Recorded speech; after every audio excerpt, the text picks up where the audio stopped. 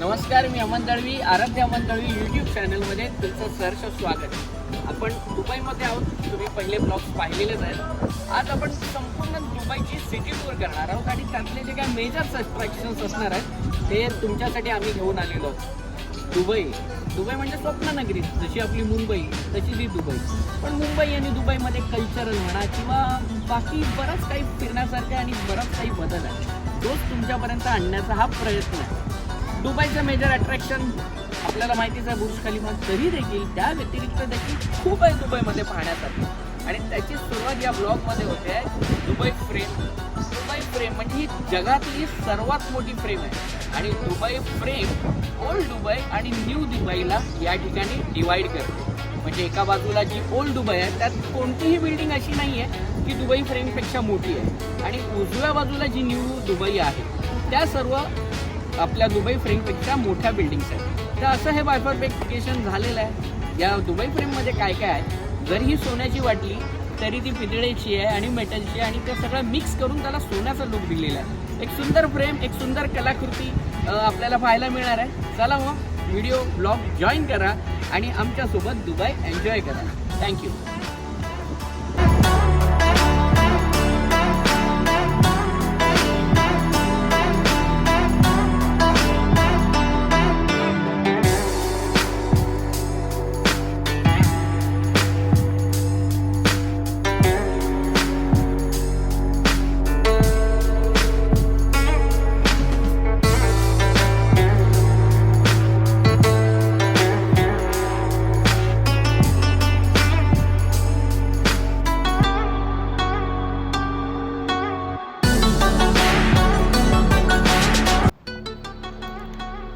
Dubai frame हे पर्यटकांसाठी आणि रहिवाशांसाठी शहरातील सर्वात प्रसिद्ध आकर्षणांपैकी एक आहे.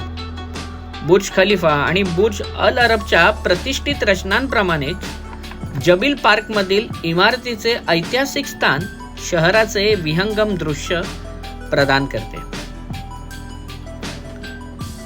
दुबई फ्रेम इमारतीवरून 2 टॉवर्सना जोडणारा पूल असण्याने दुबई फ्रेमची रचना एक अनोखी संकल्पना आहे. चित्राच्या चौकटीसाठी दिसणारी दुबईचा ऐतिहासिक जिल्हा उत्तरेला पाहता येतो, तर दक्षिणेला आधुनिक शहराच्या दृश्याचे चित्थारक दृश्य प्रदान करते. अशा रीतीने आपण दुबई फ्रेममध्ये एंटर केलेला आहे आणि हे दुबई फ्रेम पाहण्यासाठी देश विदेशातील सर्वच पर्यटक या ठिकाणी उपस्थित असतात. अतिशय शिस्तबद्ध पद्धतीने आपण मार्गक्रमण करत असतो.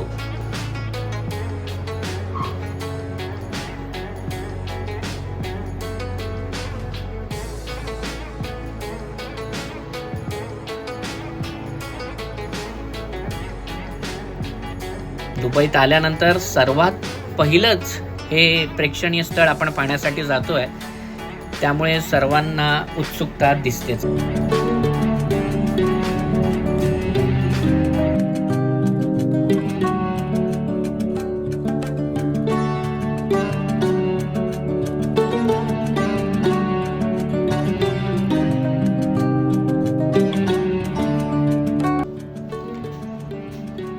आश्चर्यकारक दृश्यांच्या पलीकडे पर्यटक जमिनीपासून आकाशापर्यंत भूतकाळ, वर्तमान आणि भविष्य अनुभवू शकतात.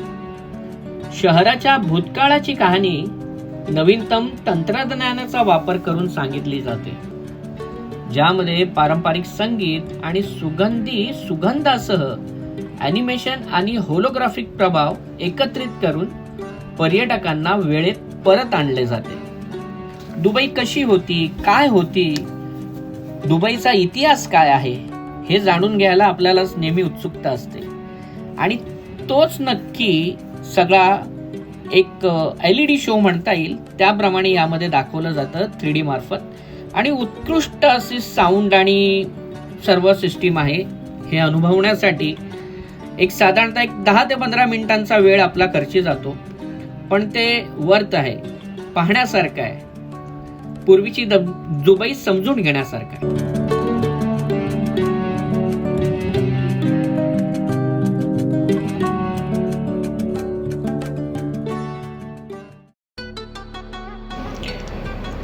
आता आपण दुबई फ्रेमला टॉपला चाललेलो आहोत. आपण लिफ्ट मध्ये आहोत. ही जी लिफ्ट आहे ती पर्यटकांना स्काय डेकवर घेऊन जाते. फक्त 75 सेकंदात 48 मजले वर जाते. इतकी हाय स्पीडनी ही लिफ्ट वर जाते आणि जाताना जे दृश्य दिसतं जुन्या आणि नवई दुबईचं ते खरंच विहंगम असतं. ते अनुभवण्यासारखंच असतं.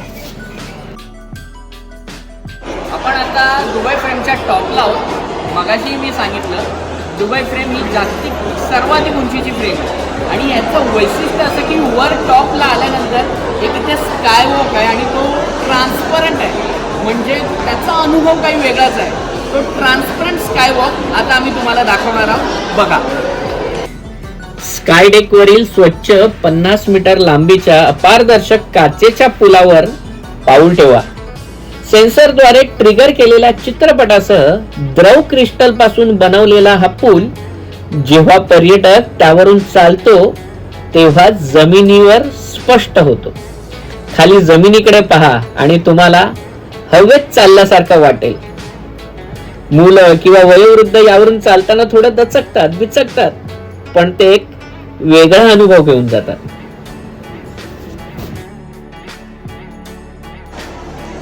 एका बाजूला जुनी दुबई आणि एका बाजूला नवीन दुबई.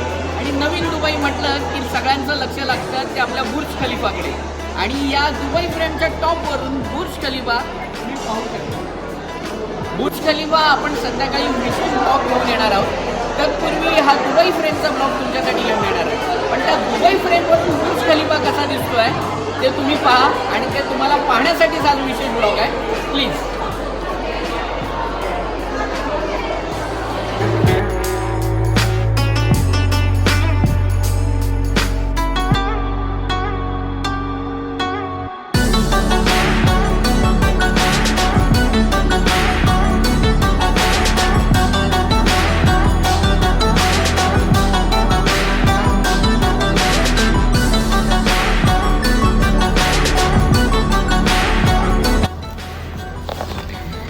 दुबई फ्रेमची संकल्पना 2009 मध्ये थायसेन ग्रुप लिफ्ट इंटरनॅशनल आणि दुबई नगरपालिकेने आयोजित केलेल्या आंतरराष्ट्रीय डिझाईन स्पर्धेत वास्तुविशारद फर्नांडो डेनिस यांच्या दृष्टिकोनातून तयार करण्यात आली होती. 2013 मध्ये सुरू झालेला बांधकाम टप्प्यात आव्हाने आणि विलंबाने तोंड देत ही प्रतिष्ठित रचना अत्यंत परिश्रमपूर्वक बांधण्यात आली आणि अखेर 1 जानेवारी 2018 रोजी महामाहिम शेख मोहम्मद बिन रशीद अल मक्तूम यांच्या हस्ते त्याचं उद्घाटन करण्यात आलं, ज्यामुळे ती पूर्ण झाल्याचे संकेत मिळाले. आज एक प्रसिद्ध लँडमार्क दुबई फ्रेम पर्यटकांना त्याच्या प्रतिष्ठित डिझाईन आणि परस्पर संवादी प्रदर्शनाद्वारे दुबईचा भूतकाळ, वर्तमान आणि भविष्य एक अद्वितीय दृष्टिकोन देते. दुबई फ्रेम 150 मीटर उंच आहे आणि 95 मीटर रुंद आहे. यात 9,900 घनमीटर पेक्षा जास्त कॉन्क्रीट, 2,000 टन स्टील आणि 2900 चौरस मीटर काचेचा वापर करण्यात आला आहे. ही फ्रेम 15,000 चौरस मीटर पेक्षा जास्त सोनेरी रंगाच्या स्टेनलेस स्टीलने झाकलेली आहे, ज्याची रचना एक्सपो 2020 दुबई लोगोने प्रेरित आहे. त्याचा आयताकृती आकार गोल्डन रेशोवर आधारित आहे, जो वास्तुविशारद आणि कलाकारांच्या मध्ये आदर्श संतुलन निर्माण करतो. कशी वाटली मग ही दुबई फ्रेम? आता दुबई फ्रेम आपण एक्झिट लिफ्टनी खाली उतरतोय आणि या बाजूनी देखील तुम्हाला नवीन आणि जुनी दुबई अनुभवता येते. खूप सुंदर आहे दुबई आणि ह्या दुबई मधले प्रेक्षणीय स्थळ देखील खूप सुंदर आहे. त्यामुळे हे सर्व येणारे ब्लॉग्स तुम्हाला पाहायचेच आहेत.